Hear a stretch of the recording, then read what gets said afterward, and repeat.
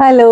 നമ്മുടെ വിജയത്തില് അസൂയ കാണിക്കുന്നവർ എന്തുകൊണ്ടാണ് അസൂയ ഉണ്ടാവുന്നതെന്നറിയോ? അവർക്ക് നേടാൻ കഴിയാത്തത് നമ്മൾ നേടുമ്പോഴുള്ള ആ ഒരു അസൂയ എന്ന് പറയുന്ന ഒരു സംഭവം. നമ്മൾ എന്താണ് ചെയ്യാനുള്ളത്? നമ്മുടെ ടാർഗറ്റ് അച്ചീവ് ചെയ്യാനായിട്ട് നമ്മൾ ഹാർഡ് വർക്ക് ചെയ്യണം, അല്ലെ? ഹാർഡ് വർക്കർ എന്നതിനേക്കാളും ഉപരി ഒരു സ്മാർട്ട് വർക്കർ ആകണം നമ്മൾ.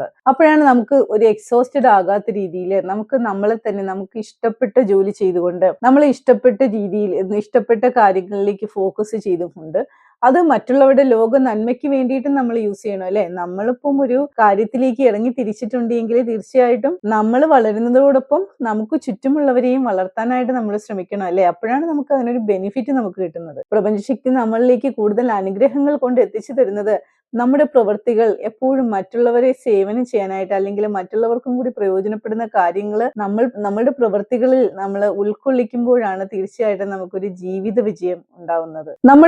നമ്മുടെ നന്മ ആഗ്രഹിക്കുന്നവർ വളരെ കുറച്ചേ കാണത്തുള്ളൂ. എല്ലാവരും സ്വാർത്ഥരാണ്. ശരിക്കും പറഞ്ഞു കഴിഞ്ഞാൽ അവനവന്റെ കാര്യങ്ങൾ നടക്കാനായിട്ട് നമുക്ക് സ്വന്തം എന്ന് പറയാൻ ആകെയുള്ള സ്വത്ത് എന്താണെന്നറിയോ? നമ്മുടെ വിലപ്പെട്ട സമയമാണ്. ആ സമയം എങ്ങനെ നമ്മൾ യൂട്ടിലൈസ് ചെയ്യുന്നു എന്നുള്ളതിലാണ് നമ്മുടെ കാര്യം ഇരിക്കുന്നത്. അത് ശരിക്കും നമ്മുടെ സ്വപ്നങ്ങളും നമ്മുടെ ലക്ഷ്യങ്ങളും സാക്ഷാത്കരിക്കാൻ വേണ്ടി മാത്രമുള്ളതാണ്. ഇന്നത്തെ കാലത്ത് നമ്മൾ പോലും അറിയാതെ നമ്മൾ പല ചതിക്കുഴികളിലും ചെന്ന് പെട്ടുപോകാറുണ്ട്, അല്ലെ? അതുകൊണ്ട് തീർച്ചയായിട്ടും മറ്റുള്ളവരെ അന്ധമായി വിശ്വസിക്കാതിരിക്കുക.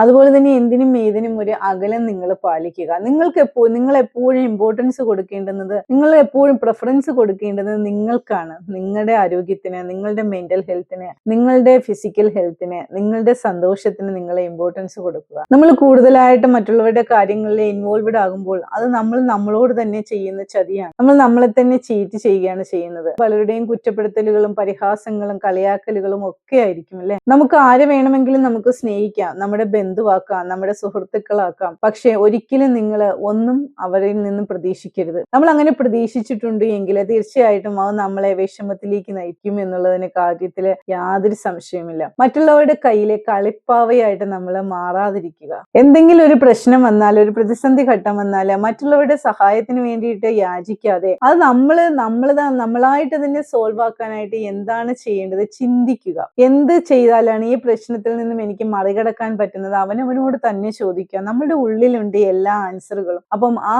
ആൻസർ എന്താണെന്ന് കണ്ടെത്തിയിട്ട് നിങ്ങൾ ഒരു പ്രാവശ്യം ഒന്ന് ട്രൈ ചെയ്യുക. മറ്റുള്ളവരുടെ സഹായത്തിന് വേണ്ടി യാചിക്കാൻ പോകുന്നതിന് മുന്നേ നമ്മളെ വിശ്വസിക്കുക. നമ്മളെ വിശ്വസിക്കുക. നമ്മൾ നമ്മുടെ തന്നെ സുഹൃത്തായി മാറുക. അപ്പോഴാണ് നമുക്ക് എല്ലാ കാര്യങ്ങളും ഒരു വിജയത്തിലേക്ക് നമുക്ക് എത്തിപ്പെടാനായിട്ട് പറ്റുന്നത്. തീർച്ചയായിട്ടും ഈ കാര്യങ്ങളെല്ലാം നിങ്ങൾ മനസ്സിൽ വെക്കുക. നിങ്ങളുടെ ലൈഫിൽ നിങ്ങൾ അപ്ലൈ ചെയ്യുക. താങ്ക്